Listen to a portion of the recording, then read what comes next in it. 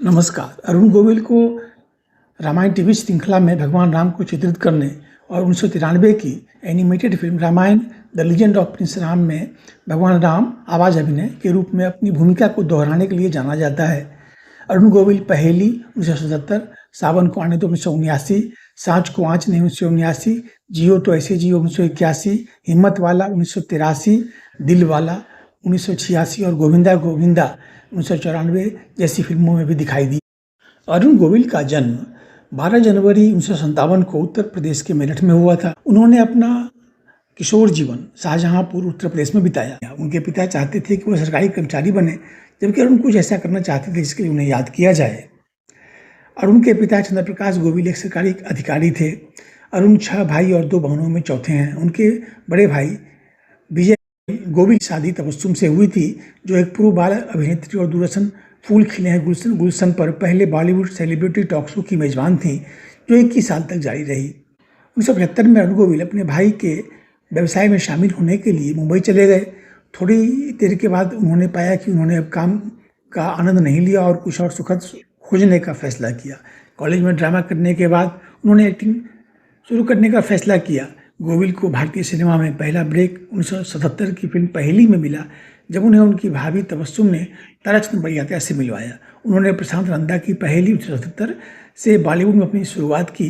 उन्होंने कनक मिश्रा की सावन को आने दो और सत्येन बोस की सांच को आँच नहीं में कास्ट होने के बाद स्टारडम की शूटिंग की। उन्होंने रामानंद सागर की विक्रम और बेताल 1985 में छोटे पर्दे पर अपनी शुरुआत की। इसके बाद उन्हें सागर की टीवी श्रृंखला रामायण 1986 में भगवान राम के रूप में लिया गया, जिसके लिए उन्होंने 1988 में प्रमुख भूमिका श्रेणी में सर्वश्रेष्ठ अभिनेता में अपटर्न पुरस्कार जीता। उन्होंने सागर के लवकुश और पद्मालिया टेलीफिल्म्स लिमिटेड के जयवीर हनुमान में राम के रूप में भूमिका दोहराया। बड़ियात्या फिल्म में गोविल के प्रदर्शन से वास्तव में प्रभावित हुए और उन्होंने 3 फिल्मी सौदे पर हस्ताक्षर किए। कनक मिश्रा की सावन को आने दो, विजय कपूर की राधा और सीता और सत्येन बोस की सांच को आँच नहीं। सावन को आने दो बॉक्स ऑफिस पर एक बड़ी सफलता बन गई, जिसने अरुण गोविल को स्टारडम तक पहुंचा दिया। सांच को आँच नहीं बॉक्स ऑफिस पर एक और सफलता थी। उन्होंने कनक मिश्रा के जियो तो ऐसे जियो में अभिनय किया। रामानंद सागर ने गोविल को अपनी टेलीविजन श्रृंखला विक्रम और बेताल में विक्रमादित्य और रामायण में राम के रूप में कास्ट किया। राम के रूप में अरुण गोविल की भूमिका ने उन्हें बहुत अच्छा प्रदर्शन प्रदान किया और उन्हें टीवी श्रृंखला विश्वामित्र में हरिश्चंद्र या टीवी श्रृंखला बुद्ध में बुद्ध जैसी भूमिकाओं में शामिल होने के लिए प्रेरित किया। उन्होंने युगो साको की इंडो जापानी animation film Ramayana the legend of prince Ram में राम के रूप में अपनी आवाज़ दी।